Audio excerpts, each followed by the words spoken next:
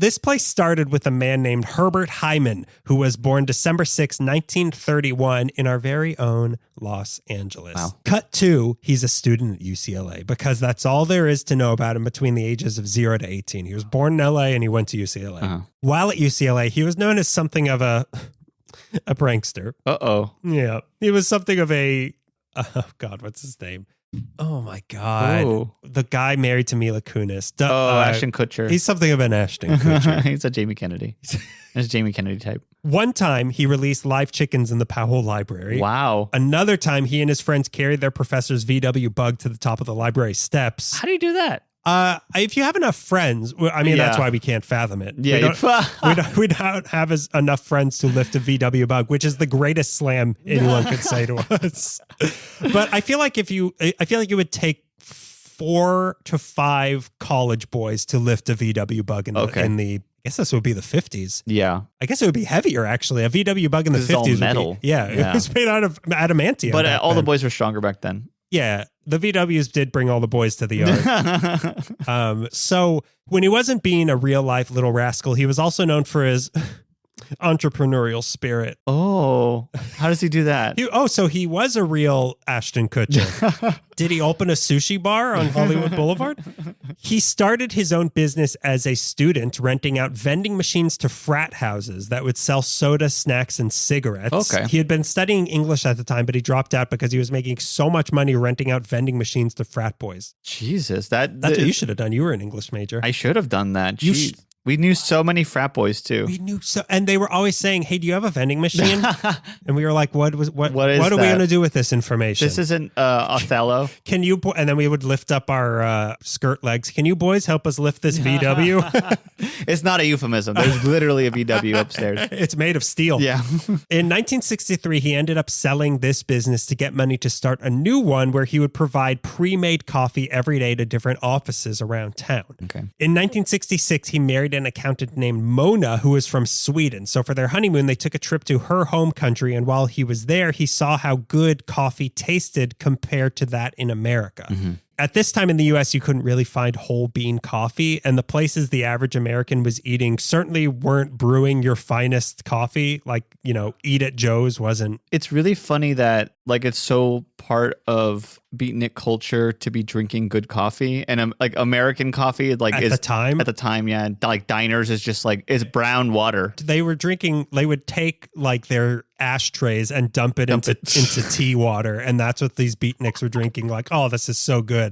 I can't imagine how bad. The coffee most Americans knew then was pre-ground and it came from a can. Right. So yeah, I don't know what they were like. What were they trying to think they were so much better than everybody by drinking the same exact 4-day-old reheated coffee? But it was like espresso. They were drinking. Were they having espressos? They were drinking different style. The European ideas of coffee were in beatnik coffee houses. But it was just regular coffee put in a small cup. It was literally Sanka in a bigger cup. A smaller cup. Yeah, bigger and smaller. Sanka in a smaller cup, man. Think about it. Would charge more. So when Herbert tried coffee in Sweden, a place that, as far as I'm aware, isn't even known for having good coffee, but just coffee from a place where people cared a little bit more about coffee, was a revelation to him. Yeah. So he decided to take this concept back to America with him, the concept of an elevated coffee culture. Mm-hmm. And businessman that he was, he decided to start marketing elevated coffee culture. What year was that? He was starting to brought it back from This Sweden? would have been... So this was the early 60s. Okay. Around now. Okay. Or early to mid 60s. So yeah, a little past beatnik time. Okay. But a little before Hell's Angels time. Which is where most beatniks graduated to. Yeah. You either went on to hippiedom or, yeah, you're right. I was going to say you either die Allen Ginsberg or live long enough to be... Become Sonny Barger. He was already bringing coffee to different office buildings, but he wanted to now have a brick and mortar shop where people could come in and buy bags of whole bean coffee that he would import and roast himself. Okay. But where to open it? He knew that if there was one place in LA that would go for paying more for high-end coffee, it had to be Brentwood. He knew very well then. He knew these idiots will buy anything. All 5 people who live here in the 60s. I'm going to take these pinto beans and say that they're coffee beans, and these yuppies will eat it up, drink it up. The original location was 11698 San Vicente Boulevard, which is still a Coffee Bean today. So getting that address was pulling teeth. Really? It was not listed anywhere. So I had to send an email to Coffee Bean HQ. Wow. And when I asked them, I was like, so where's the original location? Their response was basically, who wants to know? So I had to explain to them the concept of LA Meekly, which surprisingly they didn't say no to. Yeah. And they told me they were like, okay, it was this address. Wow. Which is the address of a location that's already there. But I don't know why they, what do they think I was going to, I bought a bag of your coffee in 1966. Yeah, and I could sue you. The statute of limitations on coffee beans never expires. But I don't know what they want, well, we started in 2013. Yeah. We used to do intros, but then it got a little time consuming, so we put those aside. Some people missed them. Greg didn't. Some people, Emilio, missed them. Hey, there's at least 5 others we've heard from who missed them. So this was 1966. This is when that store opened. Yeah. And that location, I don't think it's the same building, but that there's still a Coffee Bean at that spot. Okay. Same year, 1966, that Pete's opened up. Pete's Coffee, right. But that was in Berkeley. But this was 5 years before the first Starbucks opened. Okay. But this wasn't a coffee shop just yet. It was just a shop where you bought coffee in bean form. Okay. It was a beanery. Okay. But you could not buy a cup of coffee that was ready to go. We'll get there. We'll get there. Okay. You couldn't buy one yet, but there were cups. All the elements were there. They just did not know how to make it happen. What do? He would sell you beans in a cup. Yeah. And nobody knew what to do with it. Pour water? Just add water? Yeah, he had a cauldron going, just boiling water. It's just like Senka, just add water.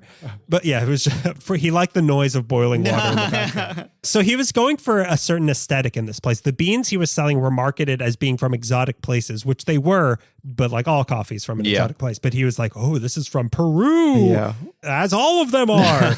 The store had nice oak counters that Herbert built himself. And it was simply called Coffee Bean. That's all it was known as. Yeah. But the feature of the shop that people liked most was that every day he brewed samples of each type of bean so that you could try it before you committed to an entire sack of these beans. Seeing where the real interest was, he pivoted the business to focusing mainly on just brewing coffee from these special beans for people. Okay. So that's when he was like, well, if they're just coming in to sample stuff, why don't I just sell the samples? Yeah, he's learning. This is what learning looks like. Hey, he didn't become the king of frat boy vending machines for nothing. Yeah. You know what? He lifted that VW up the steps of the Powell Library one step at a time. One step at a time. And if that's not a message, this is instead of a cat hanging on a rope, just hang in there. I'm going to have a poster of Herbert Hyman, founder of the Coffee Bean, lifting like Superman, a VW step by step up the steps of the Powell Library saying, take it one step at a time, kiddo. Candle lit in front of it, basket of fruit offering for... I will bring it in orange every Lunar New Year. Yeah. Rocky theme playing the entire time. Because of their location, this became the first coffee place to develop a celebrity clientele. Whoa. Johnny Carson would go there. This coffee's from a weird and wild place. You might like this one. Dinah Shore. Okay, like Dinah Shore. You got an impression of her. Can I hear what Dinah Shore in a coffee shop would sound like? What is Dinah Shore? There's a really great interview where she has with Iggy Pop and David Bowie, where she's talking and she's not facing Iggy Pop, but he keeps sticking his tongue out to the audience, which is like a little kid thing. And then she jokingly slaps his arm, like, what are you doing to those nice people? And that's literally all I know about Dinah Shore. What are you doing to all those nice people out there? Sorry, Dinah. Sorry, Dinah. That's literally what Iggy Pop is like. He threw up on his own butt. He rolled around in glass. He's just Danger Dennis the Menace. Dennis the Serious Menace. And then another guy who would come in a lot, Jacques Cousteau. My God, really? He would dripping wet all the time. Turn this water I've brought into my own brew. And that's all of our impressions. Yeah. Ronald Reagan would go there to get a different kind of bean than the one he was obsessed with. Lee Marvin loved the place so much, he'd sometimes be working behind the counter. Wow. So Lee Marvin once worked at the Coffee Bean. That's crazy. One time he went over banging on the doors in his pajamas, begging them to open early because he didn't have any coffee at home. So he was like, please. Any story about Lee Marvin, I believe, and it makes me think he's cooler. He is pretty cool. He's a cool guy. Mean, probably not to be around privately, but like in a public setting. A public setting, I would feel safe around Lee Marvin in a public setting. With witnesses around, yeah.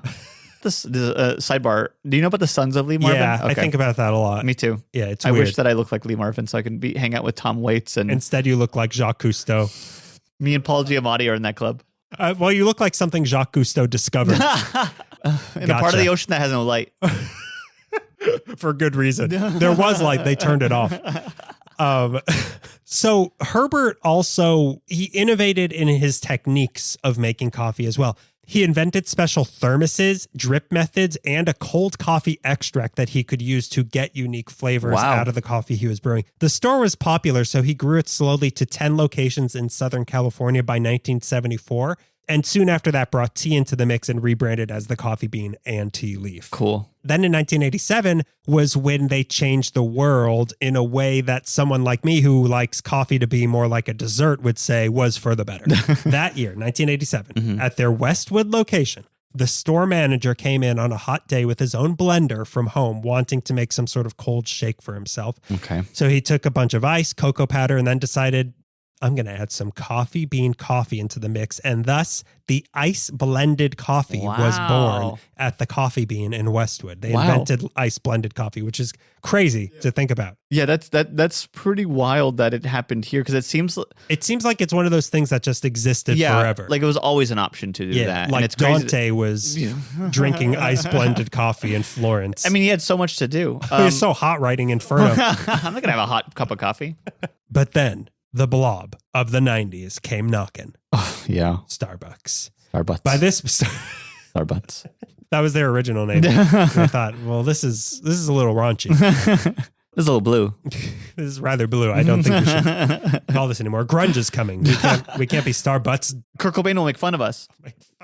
Dave Grohl might remember this. Dave Grohl, you hear me? Dave Grohl. Dave Grohl. Whoever started Starbucks slamming his hand on an oak table in the business meeting. Damn you, Dave Grohl. Damn you to the Foo Fighters. Is that what he's in? He's in the Foo Fighters. He's in the Foo Fighters, yeah. Right?